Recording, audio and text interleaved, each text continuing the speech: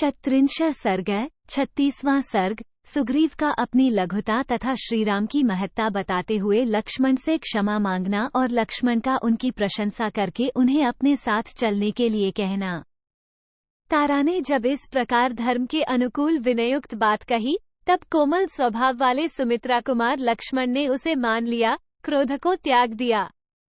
1। उनके द्वारा तारा की बात मान ली जाने पर वानरयुथपति सुग्रीव ने लक्ष्मण से प्राप्त होने वाले महान भय को भीगे हुए वस्त्र की भांति त्याग दिया। 2। तदनंतर वानरराज सुग्रीव ने अपने कंठ में पड़ी हुई फूलों की विचित्र, विशाल एवं बहुगुण संपन्न माला तोड़ डाली और वे मद से रहित हो गए। 3। फिर समस्त वानरों में शिरोमणि सुग्रीव ने भयंकर बलशाली लक्ष्मण का हर्ष बढ़ाते हुए उनसे यह विनयुक्त बात कही। 4। सुमित्रा कुमार, मेरी श्री कीर्ति तथा सदा से चला आता हुआ वानरों का राज्य, ये सब नष्ट हो चुके थे। भगवान श्रीराम की कृपा से ही मुझे पुनः इन सब की प्राप्ति हुई है। 5। राजकुमार, वे भगवान श्रीराम अपने कर्मों से ही सर्वत्र विख्यात हैं।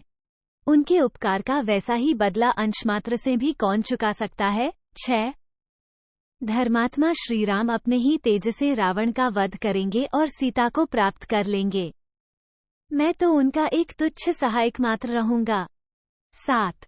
जिन्होंने एक ही बाण से 7 बड़े बड़े ताल, वृक्ष, पर्वत, पृथ्वी, पाताल और वहां रहने वाले दैत्यों को भी विदीर्ण कर दिया था, उनको दूसरे किसी सहायक की आवश्यकता भी क्या है। 8। लक्ष्मण, जिनके धनुष खींचते समय उसकी टंकार से पर्वतों सहित पृथ्वी कांप उठी थी, उन्हें सहायकों से क्या लेना है। 9। नरश्रेष्ठ, मैं तो वैरी रावण का वध करने के लिए अग्रगामी सैनिकों सहित यात्रा करने वाले महाराज श्रीराम के पीछे पीछे चलूंगा। 10।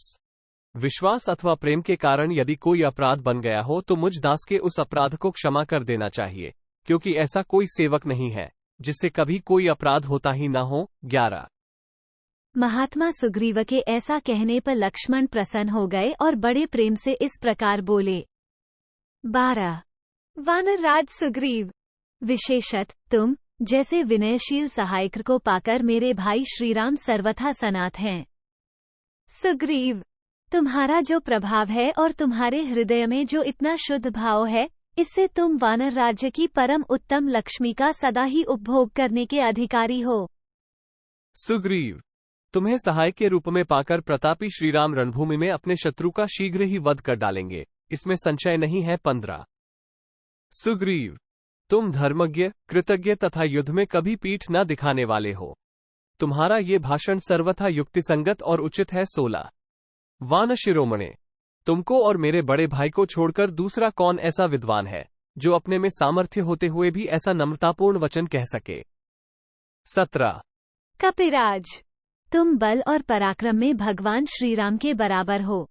देवताओं ने ही हमें दीर्घकाल के लिए तुम जैसा सहायक प्रदान किया है। 18।